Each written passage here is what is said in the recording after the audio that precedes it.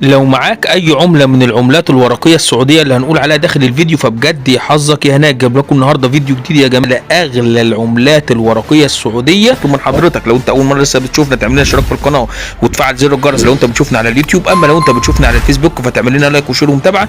فبطلب من حضرتك ان انت تعمل لنا لايك كبير للفيديو واشتراك عندنا في القناه عشان فيديوهاتنا توصل لكل الناس والناس كلها تستفيد، ولربما يكون حد معاه عمله وهو مش عارف قيمتها يقدر يبعتها لنا. طبعا نخش دلوقتي جوه الفيديو.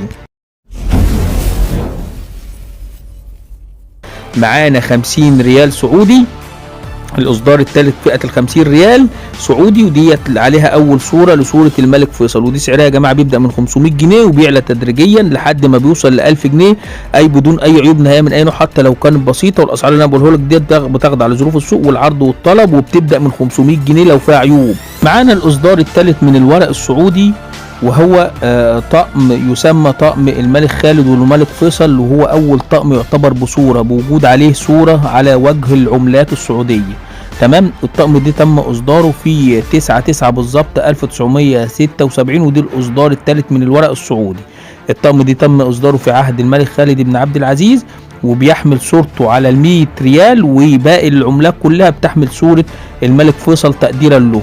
بتتكون من 5 فئات، ال5 فئات كالاتي اللي هم ال100 ريال وال50 ريال وال10 ريالات وال5 ريالات والريال الواحد. سعر الطقم كله يا جماعه بيبدا من 2500 جنيه لو هو معاك وفيه عيوب او فيه اتساخ او كسرات، وبيعلى تدريجيا الطقم كله ال5 ورقات يا جماعه لحد ما بيوصل ل 5000 جنيه لو وصل لحاله الانصر اي بدون اي عيوب نهائيه من اي نوع. انا كده خلصت شرح العمله السعوديه السعودي بكل اصداراتها وبكل التفاصيل الخاصه بها. فبطلب من حضرتك لو انت اول مره لسه بتشوفنا شجعنا واعمل لنا اشتراك في القناه لو انت بتشوفنا على اليوتيوب، وسبسكرايب واشتراك عندنا في القناه عشان فيديوهاتنا توصل لكل الناس. ربما حد يكون معاه اي عمله سعوديه قديمه عاوز يبيعها يقدر يبيعها من خلالنا، ولو انت معاك اي عمله من العملات اللي احنا بنقول عليها عاوز تبعتها لنا نقيمها لك او ناخدها منك تقدر تبعتها لنا على قناه الفيسبوك الربح المضمون. تروح هناك على الخاص وتبعتها لنا على الخاص وهيتم تقييمها باعلى الاسعار وناخدها منك باعلى الاسعار.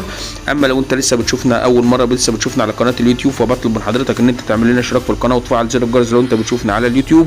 اما لو انت بتشوفنا على الفيسبوك فتعمل لنا لايك وشير ومتابعه عشان فيديوهاتنا توصل لكل الناس والناس كلها تستفيد وكل الناس تعرف اسعار العملات اللي موجوده عندها.